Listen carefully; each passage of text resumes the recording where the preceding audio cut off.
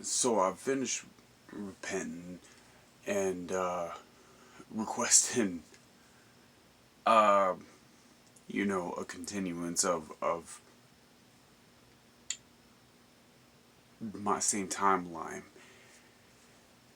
I walk inside, and I'm kind of fuming back and forth because there's still that frozen glitched out ad on the TV in the living room. My mom, kind of just sitting there wondering what to do. My sister and my nephew are milling around, and I'm trying to keep them in the same room because if they're not present, I could feel my consciousness. But no, it's it's an odd phenomenon, but it feels like the entire universe is separating, and you could feel all the galaxies spin around the giant black hole at the center of the galaxy, or center of the universe, like drifting off, like it's almost like turning gravity off. And it's just everything goes. And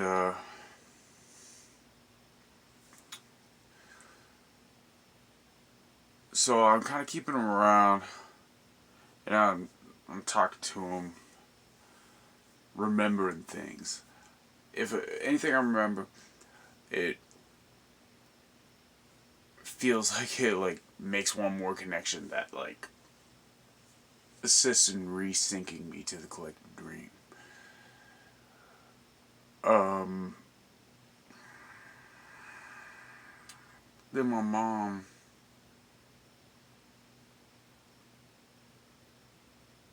I think the first time I don't notice that she sits down and starts fucking with the computer, and I'm just sitting there, and I'm going from drinking water to sitting down on the bench at the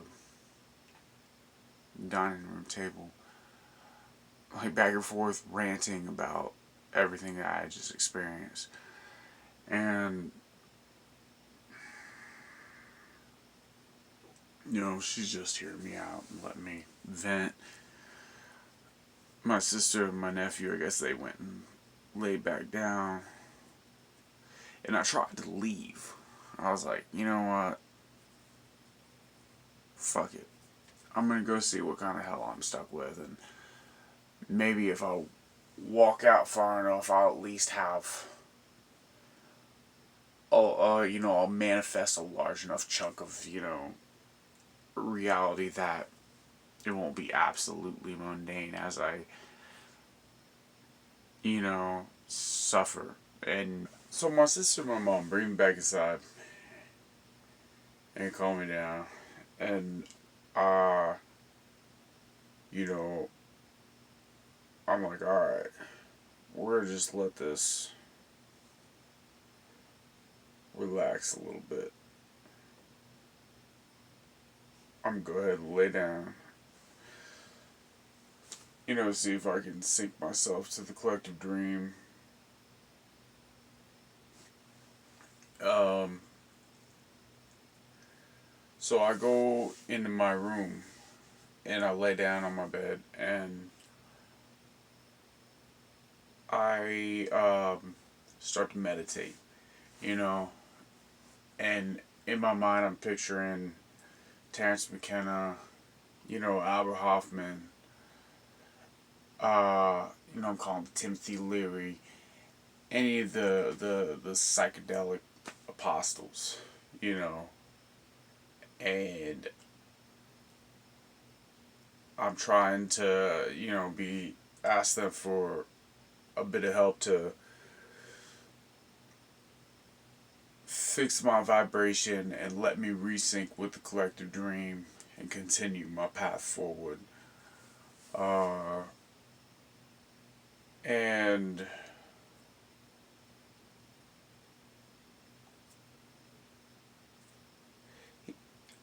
I lay there for quite a bit, doing breath exercises.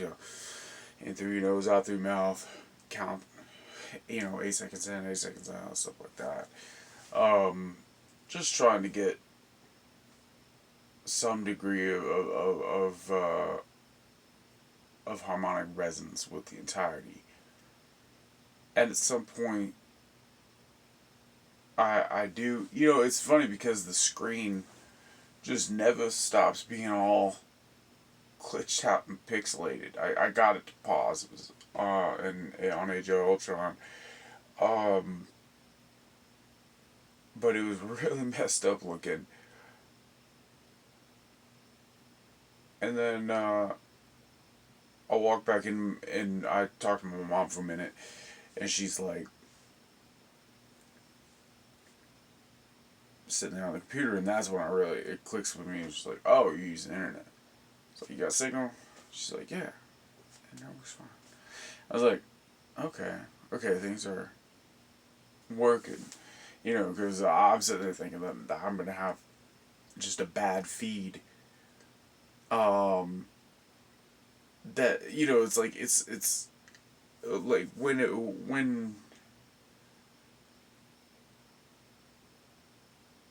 my soul has like a vibrational error, it's almost as if things can still, like physics and everything kind of works right, but it's just slightly off. It's almost like it goes through a little squiggly area in the oscilloscope, and then so all my signal was going to be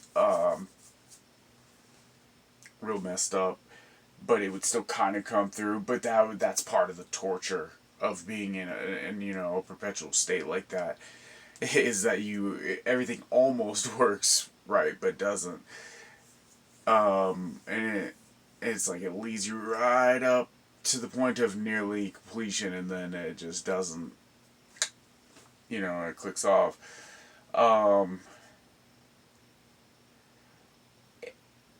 And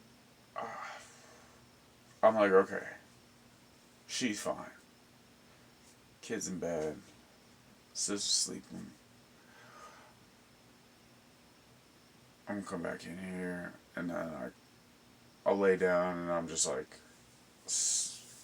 felt at ease. I was like, all right, looks like I put my soul together, and I can continue on the same timeline that I assumed that I was on when I started the mission.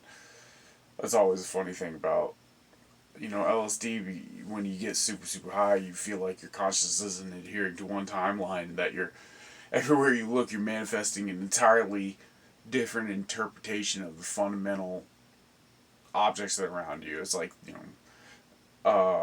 three men sitting on a three-dimensional plane, one's playing a drum, but, cities are rising, falling behind, or, the city forests are growing, and then it's turning into a desert and everything, but it's just three men on a plane, playing a drum. Something like that. There's 1,000 artistic interpretations of the same like object set, and it's very you there's this concern that you won't be able to get back to your timeline. And again, you never really know if you did the dimension shift or not, because as you're dimension shifting, your memories of your past are reassembling to fit the timeline that you're in, and you'll start remembering your past differently.